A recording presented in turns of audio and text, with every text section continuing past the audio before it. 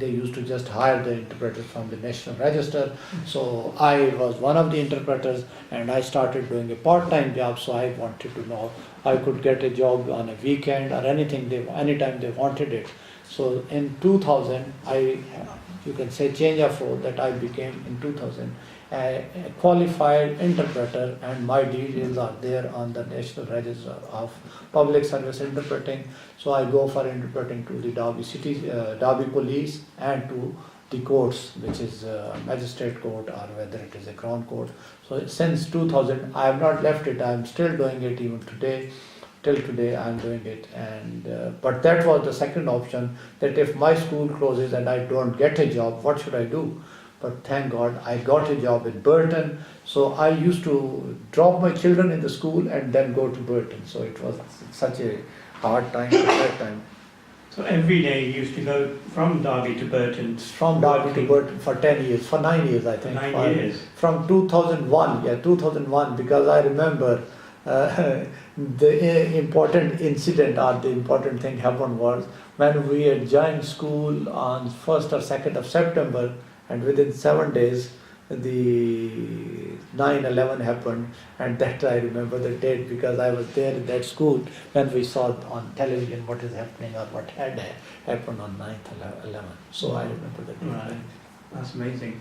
So you retrained yourself and then became an interpreter? Interpreter, but I didn't leave the job of a teacher, so continued 2 jobs, Yes. that is as an interpreter in the evenings Yes. or on weekends, And as teacher during the day. amazing, that's really good. And were you able to then you were able to pay your mortgage off really quickly? Oh, I think Yeah. within no time we changed it to the new car. We had some money and we could start thinking of going on holidays. So rather than going around the world, yes, we did go for Hajj, the whole family, Umrah, and then yes, to America and to France, nearest Disneyland. I took my children. Yes, no, financially there was no problem from the day I started. So yes. So you're really thanking... I'm grateful to Almighty Allah. I had no intentions of coming to England. I had no intentions of that what job would I get it. But yes, as the creator there, the things are already planned for you. You just take the right move at the right time and right thing. Amazing. Thank you.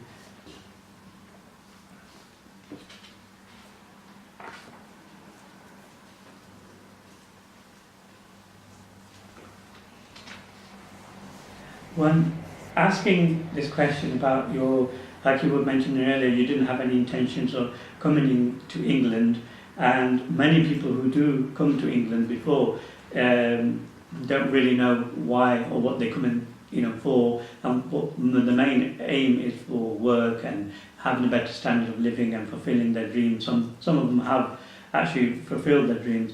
Would you say that since coming from Pakistan, that all your hopes and desires for what you had in terms of financial situation and your aspirations you had, were they all fulfilled? I would say that financially we are better off, but my aim was not financial. Why my aim was not? My aim was that my children should get a better education. Wow. So that was the top number one. Of course, second is the financial, because naturally if you don't have the finances, you can't educate the children as well. So my aim was to educate my children, my next generation, and by grace of Almighty Allah, they are now all educated, so I have no problem. They are all well settled. They are not a problem for me financially, and I am not a problem for them financially. So we all live in a family where we are all happy. Yes, the aim was, and I have been helping, I shouldn't say, but I have been helping my relatives back home because I've got some money here, so I've got some spare thing. So yes, the aim was the education, and then was the financial, that you should have a better way of life. That's nice. And it's an interesting point there where you say you were helping your family back home. Did you find your family back home were very pleased that you were able to be here and financially support them? Again, I won't say that I've been helping some very close relatives. I've been helping the general public, those who know. But there are, let's say, within the family also, those who are more needy. not very well off. So at times I used to help them as well. So yes, they find it very naturally, because if you help somebody and they can't, again I keep telling all my relatives that the most important thing, or one of the important things you can do, is make sure your children get educated to at least a degree level. So not the school, or it's not that if nothing comes, at least up to school, but aim is yes up to a degree level. So if you help them in having that education, or if you help them financially in any other way, so that they are happy and I'm happy as well. Excellent, thank you.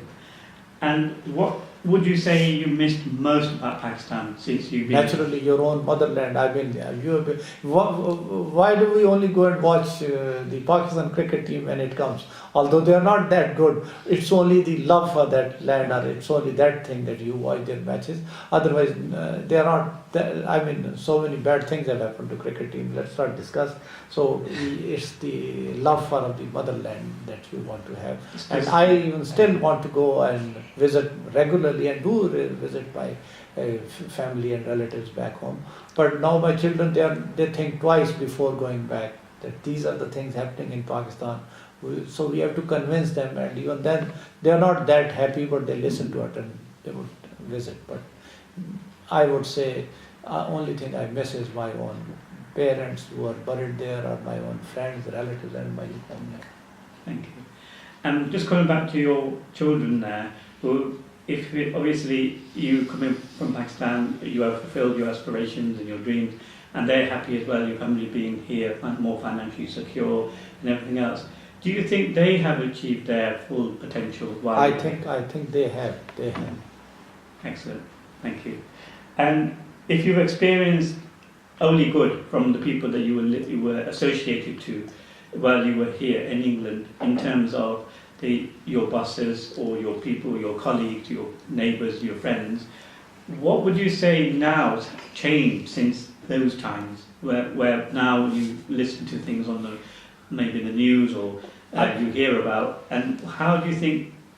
With the advancement in the technology, it has become a global village. It's no more a word. It's no more that anything happening in America, happening in Japan, within no time you come to know. And I think this is affecting the new generation, because they come to know, if they want to know, that what is happening around them, and they want. So either they are not interacting, or people are prejudiced, or you can say anything. I want to, but I feel that people are not that helpful, because it is the politics all over the world, whether it is in States, or whether it is in Africa, whether it is in Asia, China, anywhere, it is the politics. It has nothing to do. I don't want to discuss Palestinian issue. I don't want to discuss so many issues. But when you look at it, the politicians do not want that there should be a peaceful world. They have their own agenda. They have their own. So I feel that is what is happening to the new generation, that they are even separated within the family. No, the family life is not there, because everybody has got a mobile phone. Everybody is interested in on their own WhatsApp group within our own family, and they are not bothered. If we are saying something, they might be listening, they might not be listening. So I feel that they have lost that cohesion or the family friendship which I have, because I'm telling you, about 50 years back, even now I get the first thing in the morning, a good morning, right from America, from Pakistan, from anywhere, because they were my friends back in 1960. They were known to me. And now you ask these children, they know nothing. They even don't want to talk to their own parents. They don't want to discuss. So that is the disadvantage of the technology. Of course. So I think what we're really saying here is it was good. It was very good, and then it was good. Now it is, I won't say worse, but it is becoming bad. Yes. I won't say worse, but it is becoming bad. Thank you. Obviously, when you have your own world with your own technology, it's difficult then to communicate outside. And coming from Pakistan, where everybody was speaking to each other, and they would love to talk to each other. They would consult each other before taking any major decision, buying a car, buying a house, getting married, moving from one place to another. So they'll discuss everything. Nowadays, it has advanced so much that people don't want to discuss with amongst the brothers, amongst the siblings, amongst the sisters. So that is. Thank you. Just coming back to this question now about your life, what would you like to share with the rest of our younger generation, where you're saying your life experience has really helped you in your life? What message would you like to give to the I would like, the most important thing is that the younger generation, come what may, you have got a lot of facilities. In this world, if you are not educated, you are of no use. Because if we as a Muslim just look at our own, what was the first word revealed to our Prophet, Holy Prophet? The first word was Ikra. Ikra means does not only read, it means knowledge. And it is to gain knowledge.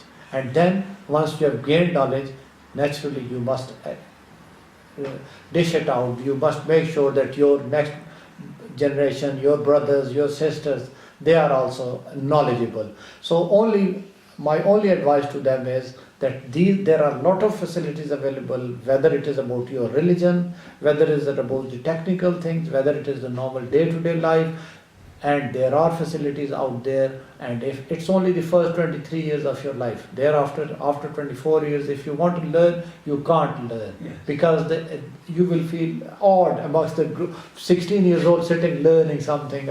You might learn even at 25 or 30, but question is, that is the age when your parents are there to help you, the government is there to help you, your friends, your family. So the education is the first thing.